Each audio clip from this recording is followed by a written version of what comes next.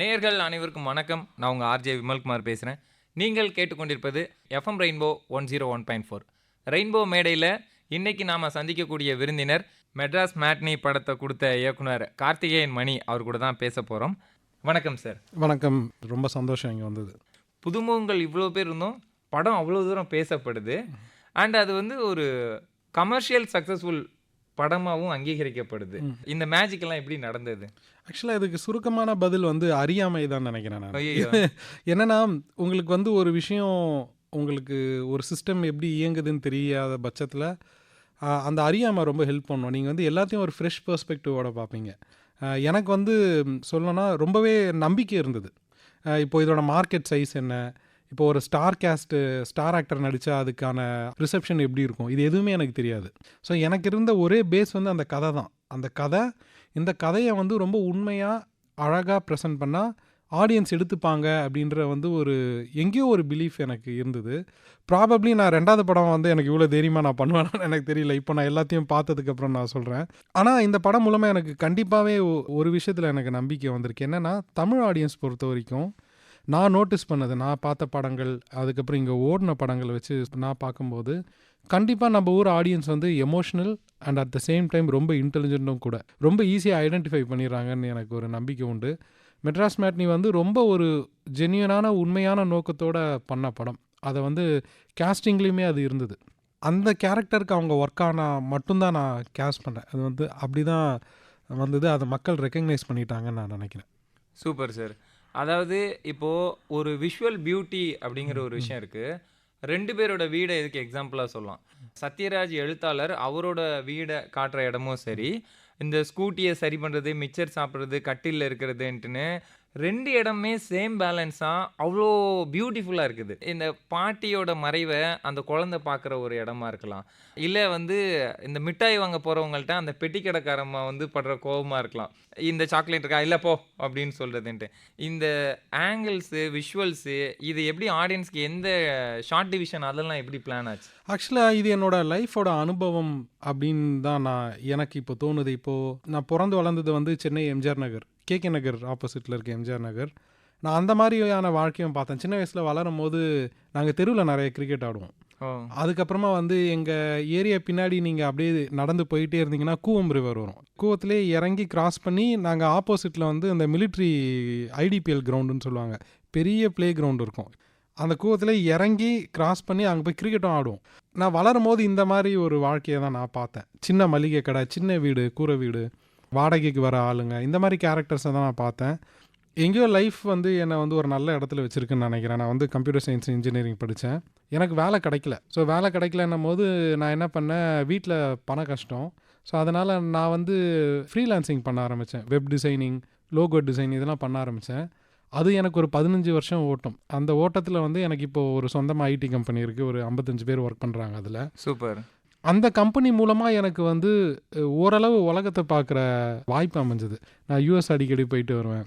அங்கே இருக்க அழகும் எனக்கு பிடிக்கும், நம்ம எம்ஜிஆர் நகரில் இருக்க அழகும் பிடிக்கும். ஸோ இது ரெண்டுமே எங்கேயோ வெளிப்பட்டிருக்குன்னு நான் நினைக்கிறேன். இப்போ சென்னையில் வந்து மெட்ராஸ் படனாலே வந்து ஃப்ரேமை ஃபஸ்ட்டு ரயில்வே ஸ்டேஷனில் வச்சுருவாங்க. மெட்ராஸோட அழகு ரயில்வே ஸ்டேஷன்லேயும் இருக்குது. பட் சின்ன தெருக்களில், சின்ன சின்ன வீட்டுக்களுக்குள்ளே பசங்க விளாட்றதுல அந்த எம்டி கிரவுண்டு எல்லாமே என் கண்ணுக்கு அழகாக தான் தெரியுது. ஸோ இது வந்து லைஃப் எனக்கு கொடுத்த கிஃப்டாக நான் பார்க்குறேன். இந்த கதை எழுதும் போதே எனக்கு வந்து விஷுவல்ஸாக தான் தெரிஞ்சுது. ஃபார் எக்ஸாம்பிள், நான் ஃபிலிம் ஸ்கூல் போல் எனக்கு வந்து படங்கள் எப்படி அனுபவம்னா, நான் படங்கள் நிறையா பார்ப்பேன். காலேஜ் படிக்கிற டைமில் கிட்டத்தட்ட 10 படம் பார்ப்பேன் ஒரு வாரத்துக்கு. ஸோ ஒரு டேரக்டர் எடுத்துப்பேன், அந்த டேரக்டரோட எல்லா படத்தையும் பார்ப்பேன். ப்ளஸ் அந்த படம் எப்படி எடுத்தாங்க, அந்த டேரக்டர் இன்டர்வியூ இருந்தால் நான் பார்ப்பேன். அந்த படத்தை பற்றின மேக்கிங் டாக்குமெண்ட்ரி, இப்போது ஹாலிவுட்டில் அந்த பழக்கம் இருந்தது அவங்களுக்கு. ஃபீச்சரிட்டுன்னு சொல்லுவாங்க, இல்லை பிடிஎஸ்ன்னு சொல்லுவாங்க, மேக்கிங் ஆஃப் அப்படின்னு சொல்லுவாங்க. ஸோ இந்த மாதிரி பழைய படத்துக்கே நிறையா மெட்டீரியல்ஸ் கிடச்சிது எனக்கு, யூடியூப்பில் இருந்தது. அது எல்லாத்தையும் பார்த்து அவங்க தாட் ப்ராசஸ் தான் எனக்கு ரொம்ப ஹெல்ப்ஃபுல்லாக இருந்தது. மோர் தேன் டெக்னிக்கல் ஆஸ்பெக்ட்ஸை விட அவங்க திங்க் பண்ணுற விதம், அந்த தாட் ப்ராசஸ் தான் எனக்கு ரொம்ப யூஸ்ஃபுல்லாக இருந்தது. அதை தான் நான் எடுத்துக்கிட்டேன். ஸோ இந்த கதையை எழுதும் போதே எனக்கு வந்து விஷுவல்ஸாக தான் ஃபஸ்ட்டு எனக்கு தெரிஞ்சுது. ஸோ கண்ணுக்கு தெரிஞ்ச விஷுவல்ஸை நான் வந்து எழுதினேன். ஷூட்டிங் போகிறதுக்கு முன்னாடி நான் ரொம்ப தெளிவாக இருந்தேன். என்னென்னா, நான் மைண்டில் ஒரு படம் பார்த்தேன், அந்த படத்தை நான் வந்து எக்ஸிக்யூட் பண்ணணும், இவ்வளோ தான் என்னோடய வேலை. நான் வந்து ரொம்ப க்ரியேட்டிவாக எதுவும் பண்ணுறேன்னு வச்சுக்காமல், நிறைய படம் பார்த்துருக்கோம். இந்த படம் நான் மைண்டில் பார்த்தேன், இந்த படம் எனக்கு பிடிச்சிது, ஸோ இதை அப்படியே எடுத்தால் நல்லாயிருக்கும் அப்படின்ற ஒரு நம்பிக்கை எனக்கு இருந்தது. ஸோ அப்படி பண்ணது தான் அது. என்னோடய ஏஸ்தட்டிக்ஸ் வந்து எம்ஜிஆர் நகர்லேயும் எனக்கு கிடச்சிது, அது நியூயார்க்லேயும் எனக்கு கிடச்சிது. ஸோ லைஃப் எனக்கு கொடுத்த ஒரு கிஃப்டாக தான் நான் பார்க்குறேன் அதை. சூப்பர். அந்த எழுத்து வடிவம் அப்படின்னு ஒன்று இருக்குது, எழுத்து நடை. அது நமக்கு வசப்படும்போது தான் அது கேமராவிலையும் வந்து ஆடியன்ஸுக்கு கடத்தப்படும். உங்களோட எழுத்தில் அந்த நரேஷன்லையும் ஒரு நக்கல் இருக்கும், அண்ட் அந்த கேரக்டர்ஸ் பேசிக்கிற உளவியல்லையுமே அந்த ஒரு நையாண்டி இருக்கும். 3 போர்ஷனாக நான் கேட்குறேன். ஐடி லைஃப்பில் இருக்கிற ஒருத்தங்க மேரேஜ் அப்படிங்கிற விஷயத்த அதில் எவ்வளோ கவனமாக இருக்கணும், எவ்வளோ தடுமாறக்கூடாது அப்படிங்கிறதுக்கான ஒரு ஷார்ட் ஸ்டோரி அங்கே இருக்குது.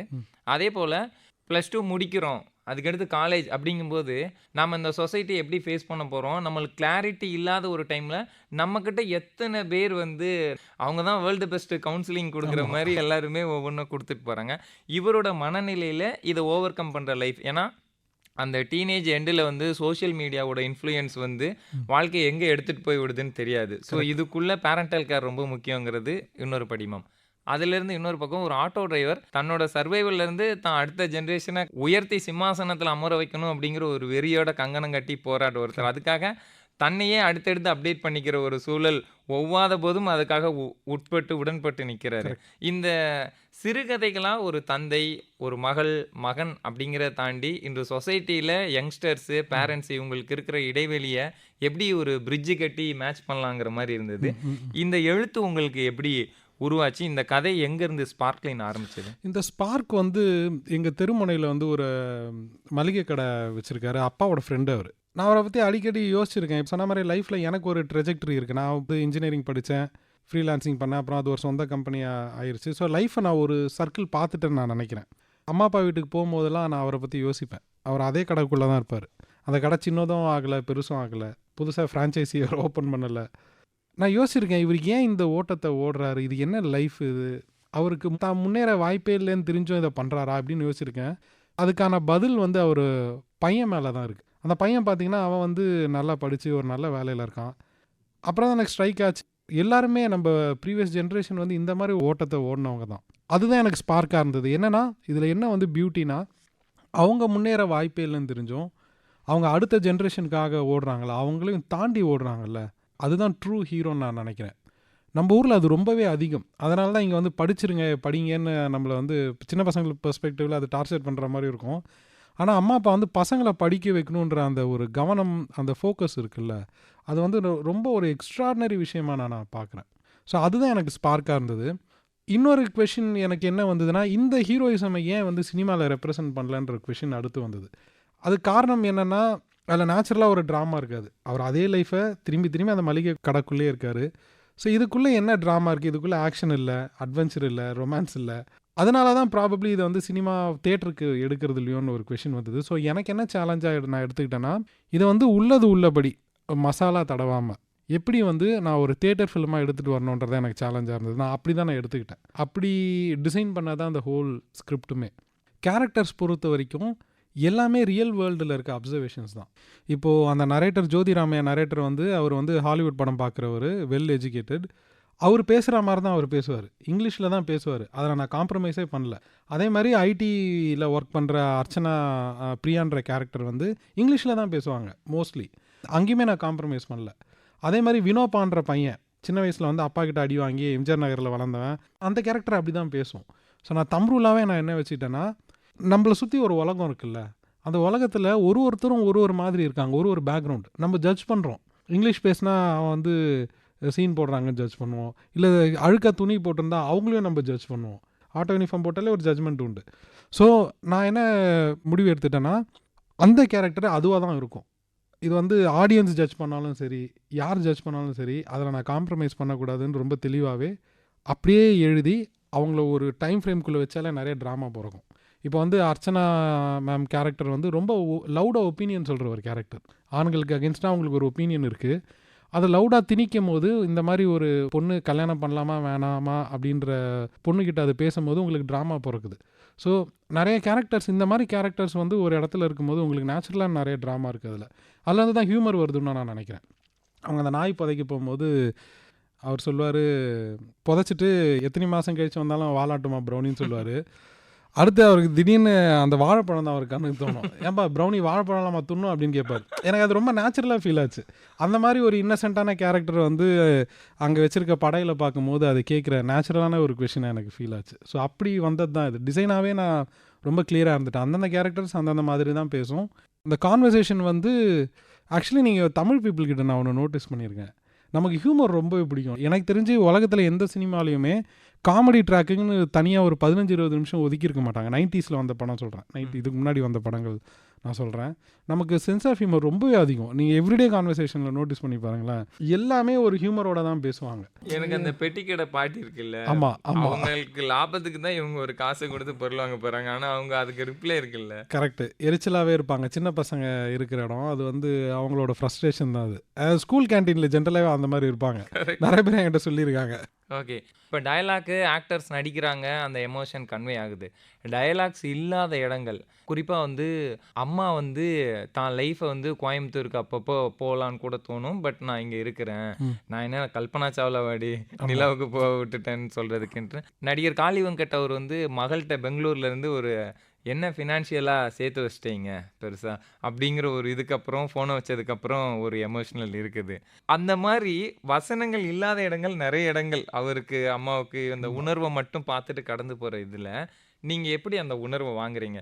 இப்போ ஒரு ஆக்டருக்கு இதுதான் அப்படின்னா ஓவர் த மீட்டரில் ஒன்று போகும், இல்லைன்னா இறங்கி சார் ரியாக்ஷனே இல்லாமல் நார்மலாக நிற்கிங்க என்ன சார் ஆச்சு அப்படிங்கிற ஒரு இது இருக்கும். எனக்கு இதுதான் வேணும் அப்படிங்கிற ஒரு விஷயம் இருக்குல்ல, அதை தேட்டரில் ஆடியன்ஸுக்கு கொடுக்கறதுக்கு ஆக்டர்ஸ்க்கு நீங்கள் கொடுக்குற ஃபீடிங் இருக்குல்ல, நீங்கள் என்ன சொன்னீங்க அப்போது? ஆக்சுவலி ரொம்ப ஒரு ஆச்சரியமான விஷயம் என்னென்னா, இப்போ யோசித்து பார்க்கும்போது நானும் ஆக்டர்ஸும் ரொம்ப டீப்பாக டிஸ்கஸ் பண்ண மெமரி எனக்கு இல்லை. நாங்கள் வந்து ஒரு சீனை வந்து அலசி போட்டு அந்த மாதிரிலாம் பேசிக்கிட்டதே இல்லை. கேரக்டரோட மனநிலையை மட்டும்தான் நான் எக்ஸ்பிளைன் பண்ணேன். என்ன யோசிப்பாங்க அந்த பொண்ணு வந்து அவரை திட்ட போகும்போது, அவர் நிலமையிலேருந்து யோசிச்சு பார்க்கும்போது அவர் வாழ்க்கை வாழ்ந்ததே அந்த பசங்களுக்காக தான். ஆனால் அந்த பொண்ணு வந்து அவரை திட்டிடுது, ஏன்னா சொத்தா சேர்த்து வச்சுருக்கீங்கன்னு கேட்கும்போது என்ன வார்த்தை இருக்குது அதை காம்பன்சேட் பண்ணுறதுக்கு? ஒன்றுமே இல்லை. அவர் வந்து உடஞ்சி போய் தான் உட்காந்துருப்பார். ஸோ எனக்கு அப்படி தான் தோணுச்சு. அதனால தான் அந்த ரொம்ப ஹெவியான இடத்துல, எமோஷ்னலி ஹெவியான இடத்துலலாம் நம்ம படத்தில் பாசஸ் இருக்கும். ஏன்னா வார்த்தைகளால் வந்து எமோஷன்ஸ் எப்போவுமே காம்பன்சேட் பண்ண முடியாது. என்னடி இப்படி பேசிடுச்சு, இல்லை நான் வந்து கஷ்டப்பட்டு வளர்த்தேன் இப்படி சொல்லிடுச்சுன்ற சென்டென்ஸ் வந்து அவர் உள்ளே ஃபீல் பண்ணுறதை வந்து காம்பன்சேட்டே பண்ண முடியாது, அதுக்கு ஈடு கொடுக்க முடியாது. ஸோ அதனால தான் நம்ம படத்தில் வந்து எமோஷ்னலி ஹெவியான சீன்ஸுக்கெலாம் வந்து அமைதியாகவே தான் இருக்கும். ஆக்டர்ஸ் பொறுத்த வரைக்கும் நான் எல்லாருக்கிட்டேயும் வந்து தாட் ப்ராசஸ் தான் சொன்னேன். அந்த கேரக்டர் என்ன யோசிக்கும் தான் சொன்னேனே தவிர, பேஸ் ஸ்கிரிப்ட் மேலே ஆக்டர்ஸ் எடுத்துகிட்டு வந்த மேஜிக் தான் மெட்ராஸ் மேட்னி. உண்மையிலே நான் வந்து கிரெடிட் வந்து ஆக்டர்ஸ்க்கு நான் கண்டிப்பாக இங்கே தந்தாகணும். ஏன்னா இந்த படம் நமக்கு எங்கேயாச்சும் ஒரு இடத்துல போலியாக ஃபீல் ஆச்சுன்னா கண்டிப்பாக ஒர்க் ஆகிருந்திருக்காது. நானே கிண்டல் பண்ணுவேன், இது லைட்டாக ஒரு டிவி சீரியல் மெட்டீரியல் இது அப்படின்னு. ஆனால் அது வந்து ஒரு சினிமேட்டிக்காகவும் ஒரு தியேட்ரிக்கல் மெட்டீரியலாகவும் ஆக்குனது வந்து எல்லா டிபார்ட்மெண்ட்ஸும், ஆர்ட்லேருந்து சினிமாட்டோகிராஃபி, மியூசிக், ரொம்ப ரொம்ப முக்கியமாக அதில் ஆக்டிங். இப்போ திரும்பி பார்க்கும்போது இது ஆக்டர்ஸ் வந்து அவ்வளோ ப்ரொஃபஷனல்ஸாக இருந்திருக்காங்க. அவங்க வந்து எங்களுக்கு அந்த ஸ்பேஸ் கிடச்சிது. நான் வந்து செட்டில் யாரையுமே பக்கத்தில் விட மாட்டேன்.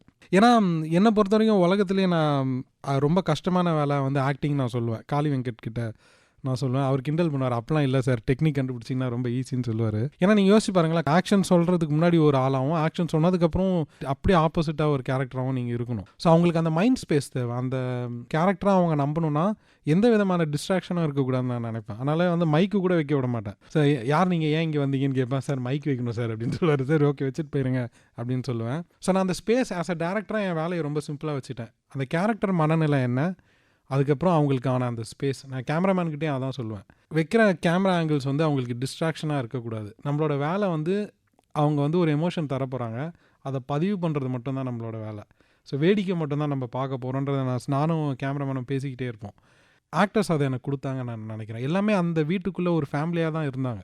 நிறைய விஷயம் வந்து இப்போது காளி சார் வந்து அந்த குழந்தை அப்பா கிளாஸில் ஒரு பையன் எனக்கு கருப்பின்னு சொல்லிட்டான்னு சொல்லும்போது, காளி சார் அந்த குழந்தைய தூக்கி யாரா சொன்னால் நீங்கள் கருப்புன்னு, நீங்கள் தேன் கலர் இருக்கீங்கன்னு சொல்லுவார். அதை நான் ஸ்கிரிப்டில் எழுதலை, அவர் அப்பாவாக சொன்ன வார்த்தை அது. அவரோட எக்ஸ்பீரியன்ஸ்லேருந்து அவர் அதை எடுக்கிறாரு. ஸோ ஒரு பேஸான ஒரு ஸ்கிரிப்ட் இருக்குது, அதுக்கு மேலே ஆக்டர்ஸோட மேஜிக் வந்து தான் வந்து உண்மையான சினிமா நான் நினைக்கிறேன். அது இந்த படத்தில் நடந்தது. படம் பார்க்கும்போது கேட்க நினச்ச ஒரு இடம், அவங்க வந்து ஃபோன் காலில் தான் அப்பாவை ஏற்றிட்டு இருப்பாங்க. அதாவது இந்த வரன் என்னாச்சு, ஏன் நோ சொன்ன, என்னாச்சு அப்படின்னு கேட்கும்போது அங்கேருந்து வர்ற ரிப்ளை எல்லாம் சரவெடியாக இருக்கும். ஆமா, அப்போ வந்து அங்கே அழுதுட்டு தான் இருப்பாங்க. ஆமா. ஆனால் லுக்கு வந்து இங்கே இருக்கும். ஆடியன்ஸ்க்கு வந்து இந்த முகம் காட்டப்படும். அந்த ஃபோன் கட்டான பிறகு தான் அங்கே நம்மளுக்கு முகம் போகும். அங்கே டயலாக் இல்லாமல் அவங்க அந்த ஆமா, சோகத்தில் உருண்டு பரல்ற மாதிரி வருது. ஆமா. அந்த காட்சியை இப்படி கொடுக்க போகிறோங்கிறத எப்படி பிளான் பண்ணீங்க? ஏன்னா மிஸ்கம்யூனிகேஷன். ஒருத்தருக்கு ஒருத்தர் ஃபீல் பண்ணுறது வந்து நம்ம ஓப்பனாக தெரியப்படுத்துறது இல்ல. அப்பா உனக்காக நான் அழுதுகிட்டு இருக்கேன்னு அந்த பொண்ணு ஓப்பனாக சொல்லியிருந்தா அங்கே பிரச்சனை முடிஞ்சுது. ஆனால் நம்ம யாரும் சொல்ல மாட்டோம் அதை. இந்த பொண்ணு என்ன மனநிலையில் இருக்குன்னு அப்பாவுக்கு தெரியல. ஸோ அதனால தான் நான் எழுதும் போதே ஒன்று முடிவு பண்ணேன். ஒன்று நான் பொண்ணை காமிக்க போகிறேன், இல்லை நான் அப்பாவை காமிக்க போகிறேன். இந்த அக்கேஷனில் வந்து அடி வாங்குறது அப்பா தான் காயப்படுறாரு. ஸோ அதனால் நான் அப்பாவை மட்டும்தான் காமிக்கணும்னு நினச்சேன். கிளியராக கம்யூனிகேட் ஆகாது. அந்த பொண்ணும் அங்கே கஷ்டப்பட்டுக்கிட்டு இருக்கு, தலையில் அடிச்சுக்கிட்டு அழுதுன்றது அவருக்கு தெரியாது. ஸோ அதனால தான் வெறும் அப்பாவை காமிச்சா போதும். வெறும் வார்த்தை மட்டும்தான் கேட்குது. அந்த பொண்ணோட மனநிலை அவருக்கு புரியல. ஆனால் இவர் ஹர்ட் ஆகிடுறாரு வார்த்தையினால். ஃபோனை கீழே வைக்கிறாரு. கட் பண்ணால் அந்த பொண்ணு அங்கே அழுதுகிட்டு இருக்கு. ஸோ நம்ம லைஃபே இப்படி தானே. அது ஒரு டயலாக் இருக்குது. நம்ம பேசுகிற வார்த்தைகளை விட பேசாத வார்த்தைகளால் வர காயங்கள் தான் அதிகமாக தோணுதுன்னு அந்த நரேட்டர் சொல்லுவார். கிட்டத்தட்ட அந்த சீன் வந்து ஷார்ட் டிவிஷனாக அதை ரெப்ரசன்ட் பண்ணுற மாதிரி தான் இருந்தது. எழுதும் போது நான் தெளிவாக இருந்தேன், யாராச்சும் ஒருத்தர் தான் காமிக்கணும்னு. ஓகே. இந்த படம் ஆடியன்ஸ்கிட்ட நீங்கள் கொடுக்கும்போது எப்படி வேணாலும் கொடுத்துருக்கலாம். அதாவது லீனியர், நான் லீனியர், இல்லை நரேஷன் இருக்குது, இல்லை நரேஷன் இல்லை, இல்லை ஓப்பனிங்கே சன்ரைஸில் ஆரம்பித்து சன்செட்டில் முடிக்கிறேன், என்ன வேணாலும் பிளான் பண்ணியிருக்கலாம். பட் ஒரு நரேட்டரை உள்ளே இறக்கி சில இடங்கள்ல அவரால் நகைச்சுவை போகுது. அண்ட் அவரோட பார்ட் வந்து இதுக்கு தேவை, ரசிக்கப்படுது அப்படிங்கிறதெல்லாம் தேட்டரில் பார்த்ததுக்கப்புறம். பட் ரைட்டிங்காக நீங்கள் யோசிக்கும்போது அந்த இடம் எப்படி அமைஞ்சது? அதாவது நீங்கள் வைக்கலாம், வைக்காமலும் இருக்கலாம். கரெக்ட்.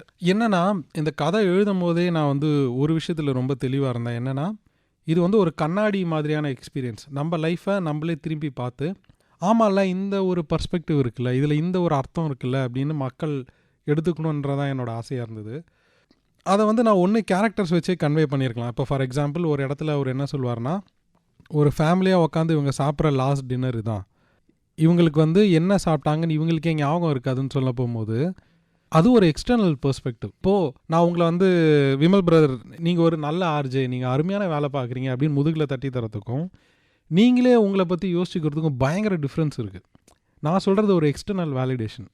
ஸோ இந்த படத்தில் நான் என்ன தெளிவாக இருந்தேன்னா, இந்த மிடில் கிளாஸ் வாழ்க்கை இருக்குல்ல, இந்த வாழ்க்கையை புரியாத ஒரு ஆப்போசிட் சைடில் இருக்கவர் வந்து முதுகில் தட்டி கொடுத்து நீங்கள் வாழ்கிறது வந்து அருமையான அழகான வாழ்க்கைன்னு சொல்கிறது அந்த படத்தோட பெர்ஸ்பெக்டிவாக இருக்கணுன்றதில் நான் தெளிவாக இருந்தேன்.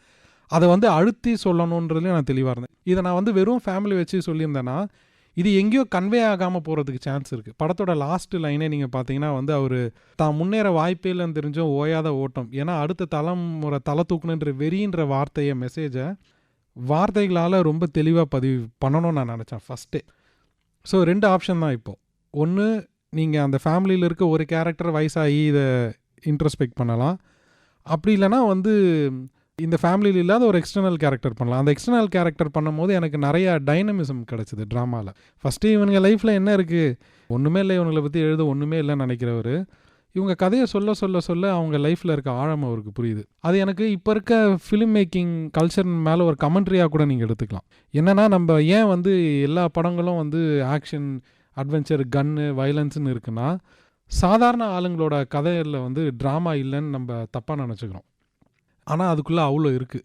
அதுக்கான கமெண்ட்ரியாகவும் இதை வந்து கண்டிப்பாக எடுத்துக்கலாம். நான் வந்து நிறைய இடங்களில் நான் சொல்லுவேன் என்னென்னா, இங்கே அவ்வளோ கல்ச்சர்ஸ் இருக்குது. நம்ம கல்ச்சரை கண்டெம்பரரி ஆர்ட் ஃபார்முக்கு எடுத்துகிட்டு போகிறது ரொம்ப ரொம்ப முக்கியமான அவசியம். நீங்கள் வந்து வெஸ்டர்ன் கண்ட்ரிஸை நோட் பண்ணி பாருங்களேன், எல்லாத்தையும் ஒன்று டாக்குமெண்ட்ரியாக எடுத்துருவாங்க, இல்லை படமாக எடுத்துருவாங்க.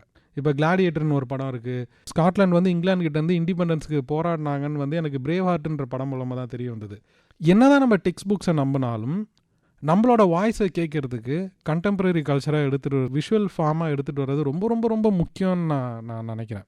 ஸோ அந்த மாதிரி தான் இந்த மிடில் கிளாஸ் லைஃப்பை நான் ரொம்ப மிக தெளிவாக சொல்லணுன்றதுக்கு வந்து எனக்கு அந்த நரேட்டர் தேவைப்பட்டார், அந்த எக்ஸ்டர்னல் வேலிடேஷன் தேவைப்பட்டுச்சு. ஸோ அப்படி வந்த பெர்ஸ்பெக்டிவ் தான் அந்த நரேட்டர் பெர்ஸ்பெக்டிவ். நம்ம பார்க்குற கதைமாந்தர்கள் ஓகே, கதைக்காக கற்பனையாக உள்ளே இருக்கிற கதைமாந்தர்கள் உங்களுக்கு மட்டும்தான் தெரியும், எனக்கு தெரியாது. இப்போ பச்சந்தி பிரேமா அவங்களோட கேரக்டர் வந்துட்டே இருக்கட்டும் வந்துட்டே இருக்கட்டும்ங்கிற மாதிரியான ஒரு கேரக்டர். ம். அதே போல அந்த ஊர்கா அவர் வந்து இவங்களை ஏதோ ஒரு லைட் கன்ஃபியூஸ் பண்ண போறாரு. பட் அவரோட ஸ்டாண்ட்ல அவர் சொன்னது நியாயமா தான் படுது. அவர் வந்து இந்த குடும்பத்தை கன்ஃபியூஸ் பண்ணணும்னு வந்து சொன்ன மாதிரி இல்ல. என்னோட எக்ஸ்பீரியன்ஸ்ல இது கரெக்ட். அப்படிங்கிற ஒரு ஏன்னா அந்த இடத்துக்கு நீ போ உனக்கு இப்போ டாக்ஸி ரெடியா இருக்கும். ஏன்னா அவங்களுக்கு ஒரு ஆக்சிடென்ட் நடந்திருக்கு. கரெக்ட். செகண்ட்ஸ்ல கொடுக்குற பிளான் இந்த மாதிரி இது சொல்லு. கரெக்ட். ஸோ அவரோட பாயிண்ட்ல அப்போ என்டர்டெயின்மெண்ட்டை நான் ரசிச்சிட்டு இருக்கேன். பட் ரைட்டிங்கா இதை யோசிக்கும் போது இதுல எதெல்லாம் ஃபிக்ஷன் எதெல்லாம் ரியல் அப்படிங்கிற ஒரு விஷயம் இருக்குது. ம், ம். நீங்க சொல்லுங்க. ஆக்சுவலி ரொம்ப அழகான கேள்வி இது. என்னன்னா அந்த ஃபேமிலிக்குள்ளே இருக்கிறதெல்லாம் ரியலாக இருக்கும். அந்த ஃபேமிலி மெம்பர்ஸ் ரியலாக இருப்பாங்க. வெளி உலகம் ரெப்ரசன்ட் பண்ணுற எல்லா கேரக்டர்ஸும் ஒரு ஒட்டுமொத்த ஃபீலிங்கோட ரெப்ரசன்டேஷன். அதே மாதிரி அந்த தப்பான தகவல் தரத்துக்குன்னே நிறைய 10,000 பேர் இருக்காங்க. அந்த 10,000 பேரை ரெப்ரசன்ட் பண்ணுறது தான் அந்த ஊர்காக்கார். அவங்களுக்கு வந்து ரொம்ப எல்லாமே தெரியாது. ஆனால் அந்த நுனிப்புல் மேய்ஞ்சிட்டே சில பேர் வந்து ஹெட்லைன்ஸ் படிச்சுட்டு அட்வைஸ் தரவங்க இருக்காங்கல்ல, அந்த குரூப்பை ரெப்ரசன்ட் பண்ணுறது தான் அந்த ஊர்காக்கார். அதே மாதிரி அந்த கமல் என்ற டிரைவர் ஜார்ஜ் மரியன் சாரோட கேரக்டர் பார்த்தீங்கன்னா, நம்ம நிறைய பேருக்கு கரெக்டாக வழி நடத்துகிற ஆளுங்களே கிடைக்காது. மென்டர்ஸ்ன்னு சொல்லுவோம்ல, அது நிறைய பேருக்கு அமையாது. இப்போ ஃபார் எக்ஸாம்பிள் எனக்கு வந்து +2 படிக்கும்போது ஐஐடி மெட்ராஸ்னு ஒன்று இருக்குன்னே எனக்கு தெரியாது. என்னோட சர்க்கிள் அப்படி. இப்போ யோசிச்சு பார்க்கும்போது ஐஐடி தெரிஞ்சிருந்தா நான் அதுக்குள்ளே நான் ட்ரை பண்ணியிருக்கலாம். ஏன்னா என் லைஃபே மாறி இருக்கலாம். ப்ராப்பராக கைட் பண்ணுற ஆளுங்க எப்போவுமே சுற்றி இருப்பாங்களான்னு கேட்டாலும் இருக்க மாட்டாங்க.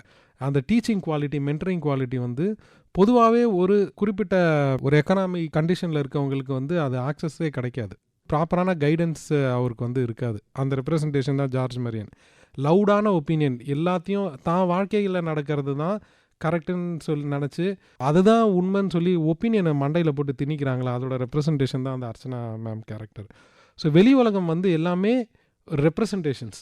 ஸோ அந்த அப்பா கேரக்டர் வந்து இதெல்லாம் தாண்டி, அந்த பொண்ணு கேரக்டரும் இதெல்லாம் தாண்டி வெளி உலகத்தில் இருக்கிற இந்த மேட்னஸ் எல்லாம் தாண்டி எப்படி ஒன்றா இருக்காங்கன்றது தான் அந்த படமே. அதனால தான் அவங்களுக்கு இன்ஸ்டிங்டிவாக ஃபீல் ஆயிருக்கும் அநேகமாக. சூப்பர். ஒரு படம் சேல் ஆகணும்னா நல்ல ஃபேஸ் உள்ள ஆர்டிஸ்ட்டு, நல்ல வாய்ஸ் உள்ள ஆர்டிஸ்ட்டு, இந்த 2 இடத்துல சத்யராஜ் சார், வடிவேல் சார் அவங்க உள்ளே வந்தது எப்படி? இந்த படம் வந்து ஃபஸ்ட்டு நாங்கள் அந்த ஃபேமிலி போர்ஷன்லாம் ஷூட் பண்ணிட்டோம், எடிட்டும் பண்ணிட்டோம். ஏடியும் நான் கொஞ்சம் வாய்ஸ் ஓவர் கொடுத்துருந்தோம், அந்த ஜோதி ராமையா வாய்ஸ் ஓவர் மாதிரி. நரேட்டராக வந்து யாரை போடலான்றது வந்து ஒரு பெரிய கேள்விக்குறியாக தான் இருந்தது. ஏன்னா ஒரு டைனமிசம் தேவை. இவங்களை பார்த்து கிண்டலும் பண்ணணும், அட் த சேம் டைம் இவங்களுக்காக ரொம்ப ஆழமாக இறக்கவும் படணும். ரொம்ப சில சாய்ஸஸ் தான் கண்ணுக்கு தெரிஞ்சு, அதாவது எங்களால் அஃபோர்ட் பண்ண முடிகிற சாய்ஸஸ். ஒன்று நான் எழுதும் போது பாரதி ராஜா ஐயாவுக்கு தான் எழுதினேன். எனக்கு அவர் இதை பண்ணணுன்னு ரொம்ப ஆசை. அவருக்கு கொஞ்சம் ஹெல்த்து சிச்சுவேஷன்னால் நாங்கள் வந்து வேறு யார் பண்ணலான்னு பார்க்க போகும்போது எங்கள் டீமில் வந்து சத்யராஜ் சார் பேரை சஜஸ்ட் பண்ணாங்க. ஃபஸ்ட்டு ப்ரொடக்ஷன் எங்களுக்கு, நான் ஃபஸ்ட் டைம் டைரக்டர், அவர் எப்படி ஒத்துப்பாருன்ற கேள்விக்குறி இருந்தது. அப்புறம் எங்கள் டீமில் வந்து கன்வின்ஸ் பண்ணி வாங்க போய் பார்க்கலாம், ஒரே ஒரு வாட்டி ட்ரை பண்ணலாம் அப்படின்னு சொன்ன அப்புறம் நாங்கள் அப்பாயின்மெண்ட் வாங்கியிருந்தோம் 1 hour. அவர் வந்து விஷுவல்ஸ் பார்த்த உடனே அவர் கன்வின்ஸ் ஆகிட்டார். அவருக்கு வந்து அந்த ஹியூமர், அந்த ஆக்டிங் குவாலிட்டி, என்னங்க இவ்வளோ எல்லாம் உண்மையாக நடிச்சிருக்காங்கன்னு அதே சொல்லிக்கிட்டே இருந்தார். 2 நாள் டைம் கேட்டார், அப்புறம் ஒத்துக்கிட்டார். ஸோ எல்லா கிரெடிட்டுமே வந்து நடிகர்களுக்கு தான் போகும். அதை நான் காளி வெங்கட் சார் கிட்ட அடிக்கடி சொல்லுவேன். உங்கள் ஆக்டிங் பார்த்துட்டு தான் அவர் வந்து ஓகே சொன்னாருன்னு. ஸோ அவருக்கு அந்த ஈர்ப்பு இருந்தது. சத்யராஜ் சாருக்கு ஆப்வியஸ்லி அந்த ஹியூமர் அவருக்கு ரொம்ப பிடிக்கும்ல. இந்த சீன் தான் போட்டு காமிச்சேன். ஜார்ஜ் மரியன் சாரும் காளி வெங்கட் சாரும் அந்த கார் கற்றுக்கிற சீனை போட்டு காமிச்சேன். அவருக்கு வந்து அது ரொம்ப பிடிச்சிருச்சு. அவர் 2 நாள் டைம் கேட்டார், அதுக்கப்புறம் யோசிச்சுட்டு சரி பண்ணுறேன்னு சொன்னார். ஏன்னா எனக்கு என்ன கூச்சமாக இருந்ததுன்னா, இவ்வளோ பெரிய ஆக்டர் 2 நாளைக்கு தான் நம்ம ஷூட்டிங் கூப்பிட்றோம், சின்ன ரோலில் எப்படி பார்ப்பாங்கன்ற ஒரு கேள்வி இருந்தது. ஆனால் அது அவர்கிட்ட நான் சொன்னேன், கண்டிப்பாக அது சின்ன ரோல் இல்லை சார், இது ரொம்ப ரொம்ப கதையை நகர்த்துறதே இவர் தான் ரொம்ப முக்கியமான ரோல் அப்படின்னு. ஸோ அப்படி தான் அமைஞ்சார். ஒரு பெரிய நடிகரை நீங்கள் உள்ளே வர வைக்கும்போது அவங்களோட மேனரிசம், சார் நீங்கள் படம் பண்ணிட்டீங்க, நான் உள்ளே வர்றேன், எனக்கு கதை பிடிச்சிருச்சு, நான் வந்துட்டேன், ஆனால் என்னோட ஆடியன்ஸுக்கு குட்டி குட்டியான விஷயங்களை நான் வச்சுக்கிட்டேன். என்னோட ஆடியன்ஸ் இல்லை, எனக்கு நான் ஒரு ப்ராஜெக்டில் இருக்கிற ஒரு கேமராமேன்னா என்னோட ஸ்டைல்னு ஒன்று இருக்கும்ல சார், என் சிக்னேச்சர் அப்படின்னு ஏதாவது அவங்க கேட்டாங்களா? எந்த மாதிரிலாம் அதுக்குள்ளே உருவாச்சு? இல்லை, சத்யராஜ் சார் வந்து எனக்கு ஆச்சரியமாக இருந்தது. அவர் பயங்கர ப்ரொஃபஷனல். அவர் அந்த மாதிரி எந்த டிமாண்ட்ஸும் வைக்கல. அவருக்கு அந்த கேரக்டரே பிடிச்சது. ஓ ஆமாம்ல, இவன் வந்து கதை சொல்கிறான், இவங்களை வந்து ஃபஸ்ட்டு கிண்டல் பண்ணிக்கிட்டே ஆரம்பிக்கிறாரு, போக போக போக இவருக்கு பிடிச்சிருது. ஓகே, இதுக்குள்ளே நான் என்ன பண்ணணுன்னு தான் அவர் யோசிச்சார். அவருக்கு வந்து டேரக்டருக்கு மேலே பயங்கர மரியாதை வச்சுப்பார். அவருக்கு வந்து தெரியும் அவர் எது பவுண்ட்ரி இல்லை. அழகாக நான் சொன்ன கேரக்டருக்குள்ளே அதுக்குள்ளே என்ன ஸ்கோர் பண்ண முடியும்னு தான் அவர் யோசிச்சுக்கிட்டே இருந்தார். சார் நான் நடந்து போய் பேசட்டுமா, வேறு பொசிஷனில் உட்காரட்டுமா, அதெல்லாம் அவர் கேட்கல. உட்காந்த இடத்துக்குள்ளே நான் எப்படி ஸ்கோர் பண்ணுறது, அதுதான் ட்ரூ ப்ரொஃபஷனல் நான் நினைக்கிறேன். அந்த சேர்லேயே அவர் நீங்கள் பார்த்தீங்கன்னா கேப் அழகாக கட்டுவார், ரொம்ப ஸ்டைலிஷாக இருக்கும், கால் மேலே கால் போட்டிருப்பார். ஸோ அவர் வந்து அந்த சேருக்குள்ளேயே அவர் ஸ்கோர் பண்ணது வந்து உண்மையிலே நிறைய பேரால் அது பண்ண முடியாது. வடிவேல் சார் வந்து எப்படி அமைஞ்சதுன்னா, நானும் கம்போசரும் இந்த லைஃப்பை ரெப்ரசென்ட் பண்ணுற மாதிரி ஒரு பாட்டு தேவைன்னு ஃபீல் பண்ணும்போது, நான் சும்மா யதார்த்தமாக சொன்னேன், என்னடா பழப்புது அந்த மாதிரி ஒரு பாட்டு பாலாம், ஆனால் ஹாப்பி ஜோனில் இருக்கணும். அந்த காலத்து பாட்டு ஒன்று இருக்குது, வரவு எட்டனா செலவு பத்தனான்னு, கே பாலச்சந்தர் சார் படத்தில் வர பாட்டு அது. அந்த பாட்டு பார்த்தீங்கன்னா பண கஷ்டத்தை பற்றி தான் பாட்டு, ஆனால் ரொம்ப சந்தோஷமாக இருக்கும் அதை கேட்கும் போது. ஸோ அந்த ஜோனில் ஒரு பாட்டு தேவைப்பட்டுச்சு. எங்கள் கம்போசர் கேசி பாலசரங்கன் அவர் வந்து பாட்டை போட்டுட்டு அவரே பாடியிருந்தார். என்னடா பொழப்பு இது அப்படின்னு இருக்கும். குரலாம் வந்து அவர் என்ன ஃபீல் பண்ணார்னா, எம்எஸ்வி சார் அவருக்கான ட்ரிபியூட் தான் அந்த பாட்டு ஸ்டைலு. அவரோட ஃபியான்சே வந்து வடிவேல் சார் பாடினா எப்படி இருக்கும்னு சொன்னாங்க. அதுக்கப்புறம் எங்கள் டீமில் வந்து மோனிகான்னு ஒருத்தவங்க இருக்காங்க. அவங்க சொன்னாங்க, சார் வடிவேல் சார் நம்பர் இருந்தால் அனுப்புங்க அப்படின்னாங்க. அனுப்பிச்சுட்டோம். 2 நாள் கழிச்சு வந்து வடிவேல் சார் பாட்டு கேட்க ஒத்துக்கிட்டாருன்னு சொன்னாங்க. என்னென்னா ஒன்ஸ் அகெயின் இது இன்னசென்ஸ் தான். எங்களுக்கு வந்து சினிமா புதுசு, நாங்கள் சினிமா டீமே கிடையாது. அவங்க வந்து என் ஐடி கம்பெனியில் ஒர்க் பண்ணுறவங்க. ஸோ நம்பர் இருந்தது, ஃபோன் பண்ணி கேட்குறல தப்பு இல்லைன்ற ஒரு இன்னசென்ஸில் கேட்டது தான் அது. ரொம்ப தொல்லை பண்ணவே வடிவேல் சார் என்ன சொன்னார், சரிம்மா பாட்டை அமுச்சு விடுமா, நான் கேட்டு சொல்கிறேன் அப்படின்னு அவர் ஒத்துக்கிட்டார். பாட்டை அமுச்சிட்டோம். கேட்டவொன்னே அவருக்கு ரொம்ப பிடிச்சிருச்சு பாட்டு. ஸோ இங்கேயும் எனக்கு என்ன லெசனாக ஃபீல் ஆகுதுன்னா, அந்த கலையை அதுக்கான ஆட்களை தானாகவே ஈர்த்துருது. சத்யராஜ் சாருமே அதான் நடந்தது. இப்போ அவர் எனக்காக பண்ணல, அவருக்கு வந்து அந்த பெர்ஃபார்மன்ஸ், அந்த படம், அந்த கதை பிடிச்சி உள்ளே வந்துட்டார். வடிவேல் சாருக்கும் என்ன ஆச்சுன்னா, அந்த பாட்டு அவர் அந்த வரிகள், ஸ்னேகன் சார் அழகான வரிகள், ஒரு விளாட்டுத்தனமும் அதே சேம் டைம் அதுக்குள்ளே ஃபிலாசபியும் இருக்கும். என்னடா பொழப்புது, யாருக்கிட்ட புலம்புறது, ரொம்ப அழகாக இருக்கும். அவருக்கு வந்து அந்த கலையை அதுக்கான ஆளை வந்து உள்ளே ஈர்த்துருச்சுன்னு நான் நினைக்கிறேன். அதுதான் நடந்தது. ஆனால் அதுக்கு முயற்சி நாங்கள் பண்ணோம், கேட்குறதுல தப்பு இல்லை அப்படின்னு தான் நாங்கள் ஃபீல் பண்ணோம். அதான் சான்ஸ் வந்து கிடைக்கும் கிடைக்காது, ஆமா. கேட்கலன்னா கிடைக்காது. Correct. இதில் 2 ஆப்ஷன் இருக்குது. கரெக்ட். சூப்பர். நீங்கள் இவ்வளோ சூப்பரான ஒரு நியூ கமர்ஸ் வச்சு ஒரு டீமு, ரைட்டிங் எல்லாமே ஓகே. ப்ரொடியூசர், டைரக்டர் ரெண்டுமே நீங்கள் என்னப்போ ஷாக்காக இருந்துச்சு. ஃபர்ஸ்ட் நம்ம டைரக்ஷன் மட்டுமே கவனிக்கிறதே ஃபர்ஸ்ட் படத்தில் வந்து பெரிய சவால். அப்படிங்கும்போது ப்ரொடக்ஷனையும் கவனிக்கணும்னா எப்படி ப்ரொடியூசர் ஆனீங்க? என்னோட 15 வருஷம் ஓட்டம்னு நினைக்கிறேன். ஐடி கம்பெனிக்காக ஓடின ஓட்டம், எங்கேயோ நம்ம லைஃப்பில் வந்து எங்கே வந்து உழைப்பை போட்டாலும் அது ஏதாச்சும் ஒரு கட்டத்தில் யூஸ்ஃபுல்லாக இருக்கும். உண்மையில் நான் அனுபவித்தேன். என்னென்னா, இந்த படத்துக்கு வந்து ஃபஸ்ட்டு கொஞ்சம் ஃபண்ட்ஸு கொடுத்தது வந்து என்னோட ஐடி கம்பெனியோட கஸ்டமரு. நான் 2022 புறம்னு ஒரு ஷார்ட் ஃபிலிம் எடுத்தேன். ஒரு புறநானூறு போயமை விஷுவலைஸ் பண்ணி ஷார்ட் ஃபிலிமாக எடுத்தேன். அது யூஎஸில் கொஞ்சம் ஃபிலிம் ஃபெஸ்டிவல்ஸ்லாம் வின் பண்ணுச்சு. அதை பார்த்துட்டு அவரே சொன்னார், உனக்கு படம் எடுக்க வருது, ஏதாச்சும் ஒன்று ட்ரை பண்ணு, நான் கொஞ்சம் பைசா தரேன்னு கொஞ்சம் கொடுத்தாரு. அதுக்கப்புறமா வந்து நான் என்ன நினச்சேன்னா, நான் சொன்ன மாதிரி சினிமாவில் காமிக்காத ஒரு கதையை, ஒரு அர்த்தமுள்ள கதையை பண்ணணும் தான் நான் யோசித்தேன். எனக்கு அந்த ஷார்ட் ஃபிலிமே வந்து ரொம்ப ஒரு அர்த்தமுள்ள ஒரு அனுபவமாக இருந்தது. என்னென்னா, புறநானூறு போயம்ஸ்லாம் வந்து இலக்கியமாகவே புக்லேயே இருக்குது. அதை வந்து விஷுவலாக எடுத்துகிட்டு வரும்போது எல்லாருமே எனக்கு சப்போர்ட் பண்ணாங்க. லான்ச் பண்ணதுலேருந்து, பெரிய பெரிய ஆக்டர்ஸ்லேருந்து, ட்வீட் பண்ணுறதுலேருந்து. எனக்கு என்ன லெசனாக இருந்ததுன்னா, ஒரு அர்த்தமுள்ளதை எது பண்ணாலுமே கண்டிப்பாக அதை அந்த சுமையை தாங்கிறதுக்கு மீதி பேர் கண்டிப்பாக வருவாங்க. டேரக்டர் ஆகணும், இல்லை இதில் பைசா சம்பாதிக்கணுன்ற ஆசை தாண்டி என்ன அர்த்தமுள்ளதாக நான் என்னால் பண்ண முடியும், நான் என்னால் என்ன டிஃப்ரென்ஸ் க்ரியேட் பண்ண முடியுன்றதான் எனக்கு நோக்கமாக இருந்தது. ஏன்னா கடவுள் புண்ணியத்தில் எனக்கு வந்து என் கம்பெனி மூலமாக எனக்கு வந்து ஒரு ஸ்டேபிளான வருமானம் இருக்குது, ஒரு நல்ல லைஃப் இருக்குது. நான் சொன்ன மாதிரி ஒரு ஃபுல் சைக்கிளை நான் பார்த்துட்ட ஃபீலிங் எனக்கு இருக்குது. எம்ஜிஆர் நகரில் பிறந்து வளர்ந்து ஓரளவு மற்றவங்களுக்கு சப்போர்ட் பண்ணுற நிலமையில தான் நான் இருக்கேன். ஸோ எனக்கு எப்படி தோணுச்சுன்னா, இந்த மாதிரி படங்கள்லாம் வந்தால் நல்லா இருக்குமேன்னு நினைக்கிறேன். அந்த குறையை நானே தான் தீர்த்துக்கணும், நான் போய் மற்றவங்கள போய் தொல்லை பண்ணக்கூடாதுன்னு நான் நினச்சேன். இதுக்கப்புறம் நான் ஒரு படம் எடுத்து காமிச்சதுக்கப்புறம் தான் நான் மற்றவங்களுக்கு ஒரு சேஃப் பெட்டாக மாறுறேன். இனிமேல் என்னை நம்பி யாராச்சும் வரலாம்.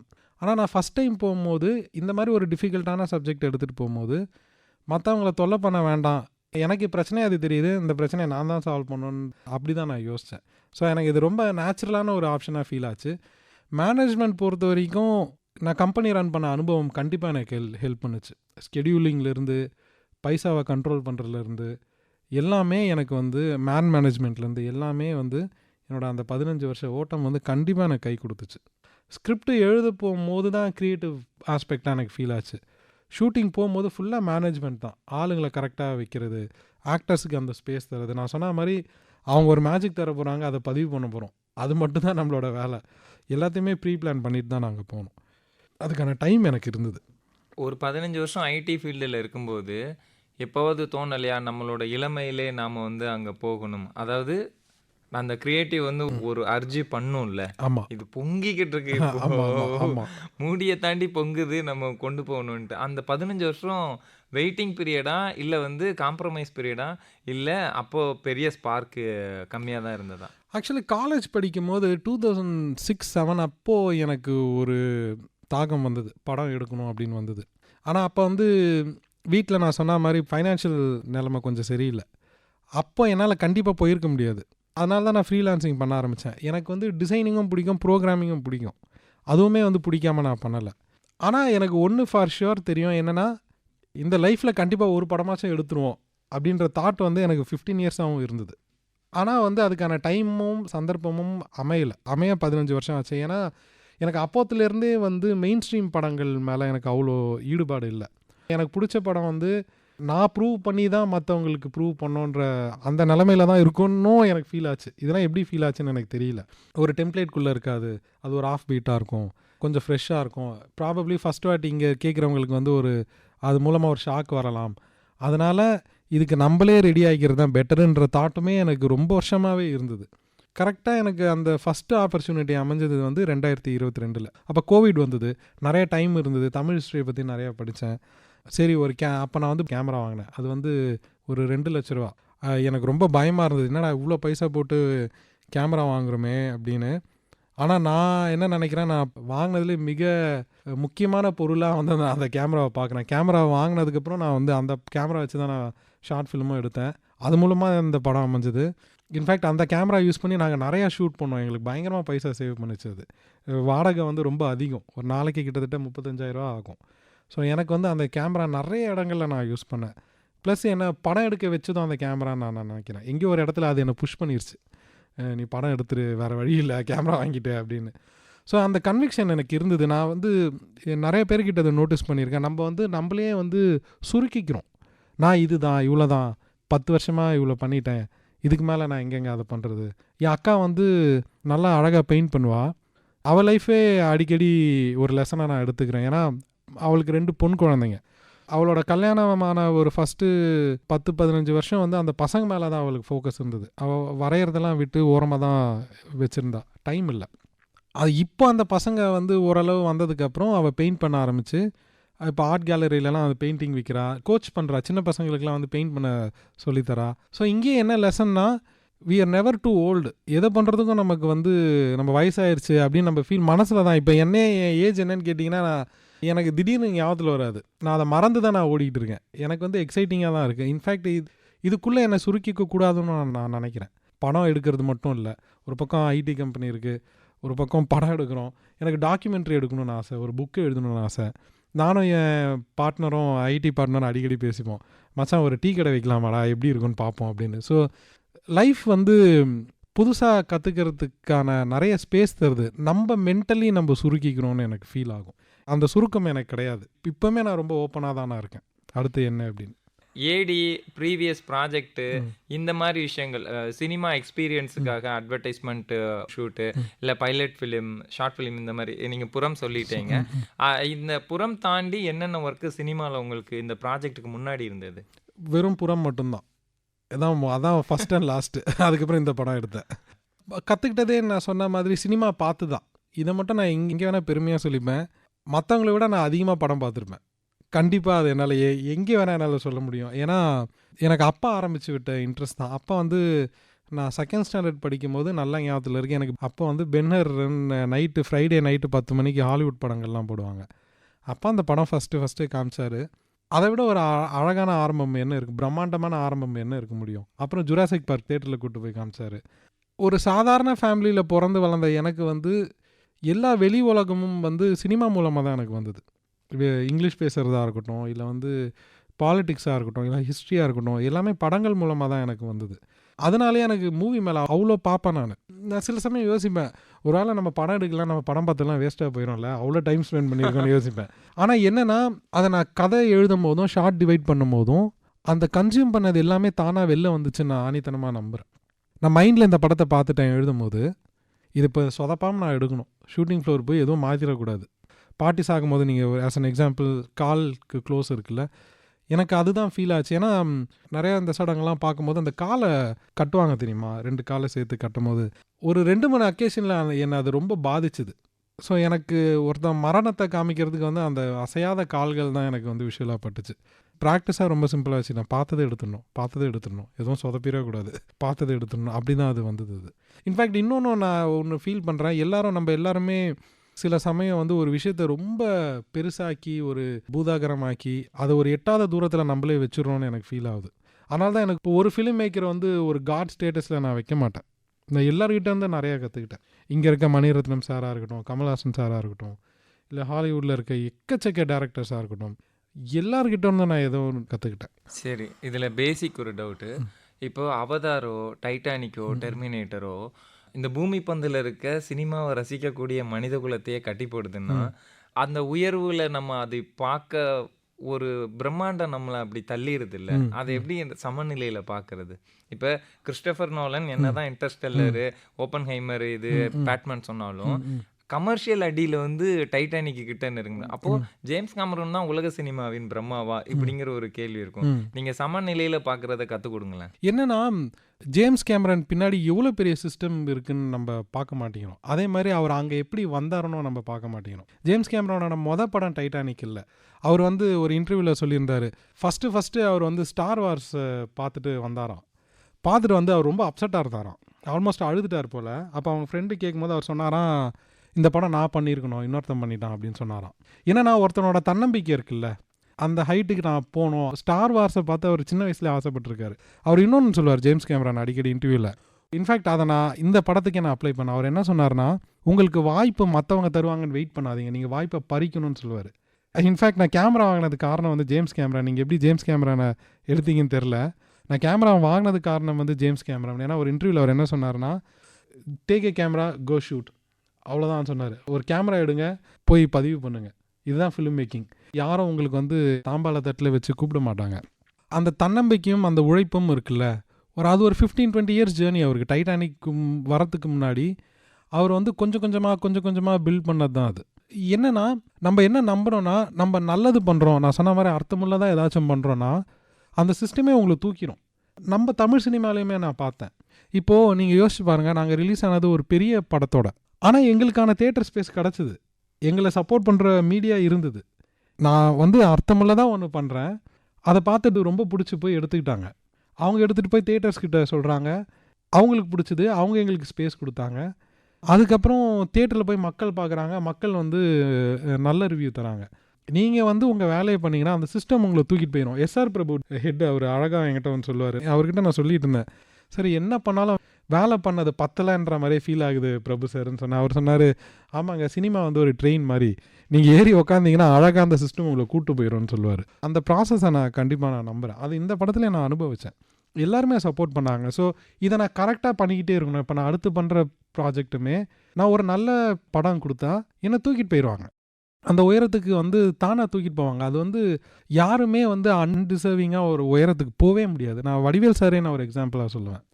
அவர் ஏன் ஜாம்பவான் அப்படின்னா, அந்த பாட்டுக்கு 8 hour அவர் மெனக்கிட்டது இருக்குல்ல, நான் நேரில் பார்த்தேன். ஒரு வார்த்தைக்கும் ஒரு சவுண்டுக்கும் அவர் மெனக்கிட்டது இருக்குல்ல, 8 hour ஆச்சு அந்த பாட்டு பாட. டயர்டாக ஆகலை. வந்தோடனே மியூசிக் டைரக்டர்கிட்ட என்ன சொன்னார்னா, தம்பி நீங்கள் வந்து நான் நினச்சி ஃப்ரீயாக விட்டுறாதீங்க, என்ன வேணாலும் வாங்கிக்கோங்க, நீங்கள் நினைக்கிறது கிடைக்கிற வரைக்கும் என்னை விட்டுறாதீங்க அப்படின்னு சொன்னார். ஸோ அந்த கரெக்டான மென்டாலிட்டி இருக்குல்ல, யாருமே ஒரு உயரத்துக்கு அது வந்து அன்டிசர்விங்காக போகவே மாட்டாங்க. அது வந்து இப்போ நமக்கு சில சமயம் அப்படி ஃபீல் ஆகலாம், இல்லை நம்ம திறமை ஆனால் வந்து மற்றவங்க ஹெல்ப் பண்ணல அப்படின்னு ஃபீல் ஆகலாம். என்னென்னா நீங்கள் என்ன புரிஞ்சுக்கணுன்னா, அவங்கவுங்க ஓட்டத்துக்கு பின்னாடி தான் இருப்பாங்க. அவங்களுக்கு அவ்வளோ பிரச்சனை இருக்கும், வீட்டிலையும் சரி ப்ரொஃபஷனலாகவும் சரி. இது எல்லாத்தையும் நம்ம நேவிகேட் பண்ணி முன்னேற கற்றுக்கணுன்றது ரொம்ப நான் முக்கியமாக பார்க்குறேன். Super, thank you. மெட்ராஸ் மேட்னியில் காளி வெங்கட்டை வந்து நீங்கள் இரு ப்ரௌனியை புதைச்சிட்டோம், நான் ஒரு இடத்துக்கு போகிறேன்னப்ப வர்ற ஒரு கேரக்டர் இருக்கார்ல, கெயிலாக இருக்கலாம். அண்டு சின்ன வயசில் அந்த கேங்கோட லீடராக ஒரு பையன் வர்றாருல அவர், அப்புறம் அந்த பெட்டிக்கடை பாட்டிமா, அண்ட் வந்து நீ பெயின் இல்லை கண் போகிறேன்னு சொல்கிறாருல, இவங்களையெல்லாம் புதிய சினிமாவா இல்லை நவீன சினிமாவா எதனுடைய தாக்கம் வந்து இவ்வளோ புதுமையானவர்கள்ட்ட அவர் பேசுவாரா முதல்ல அப்படிங்கிற மாதிரி இருக்கு, அவர் வாய மூடிட்டு இருந்தா. பட் த்ரூ அவுட் அந்த கேரக்டரை எடுத்துட்டு போறாங்க ஒவ்வொரு ஷாட்லையும், குறிப்பா கெயில சொல்லலாம். இதற்கான கேஸ்டிங் கால் அந்த ஆடிஷன் ப்ராசஸ் எப்படி ஃபில்டர் பண்ணி எடுத்தீங்க? ஆமாம், நாங்கள் ஆடிஷன் வச்சோம். நான் ஒன்று ஷார்ட் ஃபிலிம் எடுக்கும் போதே நான் ஒன்று நோட்டீஸ் பண்ணேன். ப்ரிட்டி மச் ஆடிஷன் வர எல்லாருமே நல்லா நடிப்பாங்க. நம்ம ஊரில் அவ்வளோ நடிகர்கள் கொட்டி கிடக்குறாங்க. அதுதான் எனக்கு வந்து மிகப்பெரிய ஆச்சரியமாக இருந்தது. இங்கே எழுத ஆள் இல்லையோன்னு எனக்கு ஃபீல் ஆகுது. இங்கே இருக்க இவ்வளோ ஆக்டர்ஸுக்கு தீனி போட ஆள் இல்லைன்னு நான் நினைக்கிறேன். ஏன்னா எனக்கு ஆடிஷனில் என்ன கஷ்டமாக இருந்ததுன்னா வந்து யாரை எடுக்கிறதுன்னு தெரியாது. அந்த கேன்டீன் லேடிக்கே ஒரு 2-3 ஆப்ஷன் வந்தாங்க. அதில் ஒரு ஆப்ஷன் இவங்க தான் பெஸ்ட்டாக இருந்தாங்க, எடுத்துக்கிட்டோம். இன்னொருத்தவங்க வந்து ராமரோட ஒய்ஃபாக வருவாங்க, தலையில் அடிச்சுப்பாங்க. ஞாபகத்தில் இருக்கான்னு தெரில. 10 வருஷம் ஆச்சு கட்சியில் சேர்ந்து. அவங்களும் அந்த சேம் ரோலுக்கு தான் வந்தாங்க. அவங்கள பார்த்த உடனே எனக்கு அந்த கேரக்டர் தெரிஞ்சிருச்சு. ஸோ நம்ம ஊரில் வந்து நல்ல ஆக்டர்ஸ் வந்து கொட்டி கிடக்குறாங்க, அவ்வளோ பேர் இருக்காங்க. நம்ம அவங்கள உத்து பார்க்கறது தான், அந்த கமர்ஷியல் மீட்டரெல்லாம் தாண்டி அவங்க திறமையை மட்டும் உத்து பார்த்தாலே போதும். அந்த நீங்கள் சொல்கிற மாதிரி கெயில் வந்து நம்ம படத்தோட அசோசியேட் டைரக்டராக அவர் வந்திருந்தார். அவர் வந்து இன்னொருத்தருக்கு சொல்லி தரும் போது நான் அவரை நோட் பண்ணேன். எனக்கு திடீர்னு இவர் தான் கெயிலாக தெரிஞ்சார். அப்படியே மாற்றினது தான். நம்ம படத்தில் வந்து ஆக்டிங்கை நிறைய பேர் ரொம்ப நேச்சுரலாக அந்த இருக்குன்னு பையனை எப்படி பிடிச்சி? நீங்கள் நம்ப மாட்டீங்க, அவனுக்கு ஃபஸ்ட்டு படம். அப்படியா? அவனுக்கு கேமராவை பார்த்தா அவ்வளோ பயம். அடிக்கடி நடிக்கும் போது கேமராவை பார்த்துருவான் பயத்தில். பசங்கள்கிட்ட சாதாரணமாக இது ஒரு பெரிய விஷயமா ப்ரொஜெக்ட் பண்ணாமல் சாதாரணமாக பேசி, டே நீங்களாம் விளாடுங்க அவ்வளோதான் போதும் அப்படின்னு சொன்னதுக்கப்புறமே ஒரு 30-40 மினிட்ஸில் அவன் செட் ஆகிட்டான். அதுக்கு எனக்கு நல்ல ஞாபகத்தில் இருக்குது. நான் முதல்ல அந்த பையனை வச்சு ஷூட் பண்ணது வந்து அந்த இன்னொரு பையனை போய் அடிச்சிருவான். தீபிகாவை பற்றி தப்பாக பேசினேன், அடித்து வாயை உடச்சிருவேன் அப்படின்னு சொல்லுவான். அன்னைக்கு அவன் வந்து ரொம்பவே நர்வஸாக இருந்தான். ஒரு கிட்டத்தட்ட ஒரு 1.5 hours அவனை சரி பண்ணுறதே போயிடுச்சு. ஆனால் நாங்கள் 2வது நாள் அவனை வச்சு ஷூட் பண்ணது வந்து அந்த மாஞ்சா கலக்க போவாங்க அந்த சீன். அங்கே அவன் நேச்சுரலாக இருந்தான். ஒரு நாள் தான் தேவைப்பட்டுச்சு, செட் ஆகிட்டான் அவன். சில பேர் நிறைய திறமைகளும் இருக்குது. இன்னொன்று நான் என்ன கற்றுக்கிட்டேன்னா, அவங்களுக்கு அவங்க தேவைப்படுற ஸ்பேஸ் கொடுத்தா போதும், அவங்க வந்து அவங்க பெஸ்ட்டு எடுத்துட முடியும். ஸோ நான் அதில் ரொம்ப தெளிவாக இருந்தேன். ஒருத்தரும் ஒரு மாதிரி. இப்போ காளி சாரோட பெஸ்ட்டு பெர்ஃபார்மன்ஸ் வந்து நான் ஒரு கணக்கு வச்சுருக்கேன். 3வது டேக்கில் ரொம்ப பீக் அடிக்கும், 4வது டேக்கில் லைட்டாக ரிஹர்ஸ் ஆன மாதிரி எனக்கு ஃபீல் ஆச்சு இந்த படத்துக்கு. ஷெல்லி இருக்காங்களா, கமலமாக நடித்தவங்க, ஒரே டேக் தான், ஃபஸ்ட்டு டேக்கில் அடிச்சிருவாங்க. பசங்க வந்து நான் ரொம்ப ஃப்ரீயாக விட்டுருவேன். நான் ஏதாச்சும் இன்ஸ்ட்ரக்ஷன் கொடுத்தா அவங்க வந்து அது நடிப்பு மாதிரி தெரியும், நேச்சுரலாக இருக்காது. ஸோ நான் ஒருத்தரையும் நான் டேரக்டராக என்னோடய வேலையை என்ன பார்த்தேன்னா, ஒருத்தவங்க செட்டுக்கு ஃபஸ்ட்டு வரும்போது நான் அவங்களோட உட்காந்து பேசுவேன். ஒரு 1/2 மணி நேரம் நான் சும்மா பேசுவேன். உங்களுக்கு என்ன பிடிக்கும், நிறைய டேக்ஸ் போனால் உங்களுக்கு ஓகேவா இல்லையா அப்படின்றது புரிஞ்சுட்டு அவங்கக்கிட்டேருந்து பெஸ்ட்டை எடுக்க தான் நான் ட்ரை பண்ணுவேன். ஸோ அப்படி தான் அது இருந்தது. ஒருத்தரும் ஒரு மாதிரி இருந்தாங்க. பர்டிகுலராக ஞாபகத்தில் நிற்கிற அதிக டேக் போன சீன் ஞாபகம்? அதிக டேக் போன சீன் வந்து கெயிலும் காளி வெங்கட் சார் கேரக்டரும் ப்ரௌனியை புதைக்க போகும்போது அந்த ஹியூமரும் அந்த சேட்னஸும் கலந்த ஒரு மீட்ரு வந்து கொஞ்சம் டைம் ஆயிடுச்சு. ஆனால் அதிகபட்சம்னா ஒரு 12-13 டேக் தான் போயிருக்கும். அதுதான் ஹையஸ்ட்டு போனது. சன்செட் ஆகிருந்தது இது ஒன்று. இன்னொன்று வந்து இன்னொரு இன்சிடென்ட் எனக்கு ஞாபகத்தில் வருது. ஜார்ஜ் மரியன் சாரும் காளி வெங்கட் சாரும் அந்த டிரைவிங் ஸ்கூல் சீன். அப்போ ஜார்ஜ் மரியன் சாரோட கேரக்டர் வந்து சொல்லும், எவ்வளோ நேரமாக குரு உட்கார வச்சுட்டு ஃபோனில் கடலை போட்டுக்கிட்டு இருப்பேன்னு இன்னொரு லேடியை அவர் திட்டுவார். காளி வெங்கட் சார் பின்னாடி இருப்பார். ஸோ அந்த லொக்கேஷனுக்கு எங்களுக்கு அன்றைக்கி தான் லாஸ்ட் டே. அதுக்கப்புறம் எங்களால் ஷூட் பண்ண முடியாது, பட்ஜெட் ரீசன்ஸும் நிறையா இருந்தது. சன் செட் ஆக கரெக்டாக ஒரு 5 நிமிஷம் தான் இருந்தது. ஆல்மோஸ்ட் சன் செட் ஆகிருச்சு. இருக்கிற வெளிச்சத்தில் எடுத்தாகணும். கிட்டத்தட்ட அதுவும் ஒரு 15 டேக் போயிருக்கோம். காளி சாரால் சிரிப்பை அடக்கவே முடியல. சிரிச்சுக்கிட்டே ஜார்ஜ் மரியன் சார் ஒரு வாட்டியும் வந்து அந்த லேடியை வந்து ஏதாச்சும் ஒரு புது டைலாக் சொல்லி கிண்டல் பண்ணுறாரு. ஒரு குரு உட்கார வச்சுட்டு எவ்வளோ நேரம் அங்கே கடலை போட்டுட்ருப்பேன் அப்படின்னு ஒரு டேக்கும் ஒரு டைலாக் சொல்கிறாரு. காளி வெங்கட் சார் வந்து சிரித்து வெடிச்சிக்கிட்டே இருக்கார், அவரால் கண்ட்ரோலே பண்ண முடியல. அப்புறம் ரொம்ப சீரியஸ் ஆக்கி நாங்கள் எடுத்தோம். அதோட கிளிப்பு நாங்கள் ரிலீஸ் பண்ணியிருந்தோம் ரீசெண்டாக, அந்த அவுட் டேக்ஸ். ஸோ இது 2 தான் நான் நினைக்கிறேன். சூப்பர். ரொம்ப கடினமான ஒரு பாதையிலிருந்து அற்புதமான ஒரு கதவு திறக்குங்கிற மாதிரி மெட்ராஸ் மேட்னி இப்போ பலரோட பாராட்டுகளையும் பெற்றுட்ருக்கு. உங்களுக்கு வந்து க்ரீட்டிங்ஸு சினிமா சார்ந்து எவ்வளோ பேர் வாழ்த்து சொல்லியிருக்காங்க? எல்லாருமே எனக்கு ரொம்ப சந்தோஷமாக இருக்க விஷயம் என்னன்னா வந்து எல்லா டேரக்டர்ஸும் வந்து மாரி செல்வராஜ் சாராக இருக்கட்டும், கார்த்திக் சுப்ராஜ் சாராக இருக்கட்டும், லோகேஷ் கனகராஜ் பிரதராக இருக்கட்டும், எவ்வளோ பெரிய உயரத்தில் இருந்தாலும் இந்த படத்தையும் திரும்பி பார்த்து அதை பாராட்டு பப்ளிக்காக தெரிவிக்கிறது இருக்குல்ல, சப்போர்ட் பண்ணுறதுக்காக, அந்த ஒற்றுமை வந்து நான் டேரக்டர்ஸ்குள்ளே நான் பார்க்குறேன். எனக்கு ரொம்ப சந்தோஷமாக இருக்குது. இன்ஃபேக்ட் எங்கள் மியூசிக் டைரக்டர் லைட்டாக புலம்பிகிட்டு இருந்தார், ஆனால் நீங்கள் டேரக்டர்ஸ்லாம் ரொம்ப ஒன்றா இருக்கீங்க அப்படின்னு. ரொம்ப சந்தோஷமாக இருக்குது பெரிய ஆளுங்க கிட்டேருந்து இந்த வர ரெக்கக்னேஷன். 2வது எனக்கு ரொம்ப மனநிறைவாக இருக்குன்னா மக்கள்கிட்டேருந்து வர அந்த பாராட்டு இருக்குல்ல, இதை வந்து ஒரு படமாக பார்க்காம இதை வந்து அவங்க லைஃபாக பார்க்குற நிறைய பேர்கிட்ட நான் பேசினேன். தேட்டரில் நாங்கள் விசிட் பண்ணும்போது ஃபஸ்ட்டு டே வந்து பல்லாவரம் தேட்டரில் நாங்கள் போயிருந்தோம். அங்கே வந்து ஒரு லேடி அவங்களுக்கு அழுக வந்துருச்சு, ஆனால் எல்லாத்தையும் கட்டுப்படுத்திக்கிட்டு ரொம்ப தைரியமாக வந்து அவங்க கார்டை என்கிட்ட கொடுத்து நான் டாக்டர், என் அப்பா ஆட்டோ டிரைவர் அப்படின்னு சொன்னாங்க. எனக்கு வந்து இது போதுன்ற மாதிரி ஃபீல் ஆச்சு. பாக்ஸ் ஆஃபீஸில் என்ன ரிசல்ட்டாக இருந்தாலும் ஒருத்தவங்கள அவங்க லைஃப்பில் இருக்க மீனிங்கை எடுத்து அவங்களுக்கு புரிய வைக்கிறது இருக்குல்ல, அது வந்து ரொம்ப ரொம்ப மனநிறைவான ஒரு வேலையாக நான் பார்க்குறேன். அது புக்கு எழுதின ஹாப்பினஸ் எனக்கு இருக்குது இந்த படம் மூலமாக. சூப்பர். இந்த மொமெண்ட் நீங்க தேங்க்ஸ் சொல்லலாம். உங்க லைஃப்ல இவ்வளோ தூரம் வந்ததுக்கு நீங்க தேங்க்ஸ் சொல்ற மொமெண்ட். கண்டிப்பாக அம்மா அப்பா எப்படின்னா எங்கள் வீட்டில் ரொம்ப ஸ்ட்ரிக்டாக இல்லாமல் ரொம்ப பாசமாக இருப்பாங்க. என்னன்னா அவங்களுக்காக நான் ஓடின ஓட்டம் தான். நான் ஐடி கம்பெனி ஆரம்பித்ததுமே வந்து எனக்கு நான் ஒரு ரொம்ப ஆவரேஜான பர்சன். என்ன மாதிரி ஒரு ஆளுக்கு வந்து அறிவு தாகம்லாம் எனக்கு ரொம்ப கிடையாது. அம்மா அப்பாவை கடன்காரங்க யாரும் திட்டக்கூடாது, இவ்வளோதான் நான் ரொம்ப சிம்பிளாக வச்சுக்கிட்டேன். அந்த ஓட்டத்தில் வந்த கிஃப்டாக தான் நான் இதை பார்க்குறேன், என் லைஃபையே நான் பார்க்குறேன். நான் கண்டிப்பாக அம்மா அப்பாவுக்கு நன்றி சொல்லணும். அப்புறமா வந்து என்னை வந்து இந்த நிலமையில வச்சு என்னை பார்க்குற என்னோட ஃப்ரெண்ட்ஸ் மகேஷ், இளைய பாசு 2 பேரும் வந்து என் கம்பெனியில் பார்ட்னர்ஸ். நாங்கள் காலேஜ் ஒன்றா படித்தோம், அப்படியே கம்பெனியும் ஒன்றா ஆரம்பிச்சிட்டோம். அவங்க இல்லைன்னா கண்டிப்பாக இங்கே வந்திருக்க முடியாது. ப்ளஸ் என்னோட டீமில் இருக்க மோனிகா, ஷான், இவங்க 2 பேரும் வந்து என் தூண் மாதிரி. நான் என்ன சொன்னாலும் கிணத்துல குதிக்க கூட ரெடியாக இருக்கேன் அந்த 2 பேர். அப்புறம் முக்கியமாக ஆக்டர்ஸ், இந்த படத்தில் நடித்த ஆக்டர்ஸ், இவங்க வந்து அப்பார்ட் ஃப்ரம் எல்லா டெக்னீஷியன்ஸ் தவிர எனக்கு தெரிஞ்சு இந்த படம் அவங்க ஆக்டர்ஸ் உண்மையாக அவங்க உயிரை கொடுக்கலாம், அந்த படம் வந்து ஒர்க் ஆகிருக்காது இவ்வளோ தூரம். ரொம்ப ரொம்ப சந்தோஷமாக இருக்குது. Super. Thank you so much. FM rainbow 101.4க்கு நீங்கள் வந்ததுக்கு ரொம்ப நன்றி. இதே போன்று உங்களோட அடுத்தடுத்த படைப்புகள் பேசப்படக்கூடிய பாசிட்டிவிட்டியான பெரிய இடத்துக்கு செல்ல வாழ்த்துக்கள் சார். நன்றி பிரதர், தேங்க்யூ ஸோ மச்.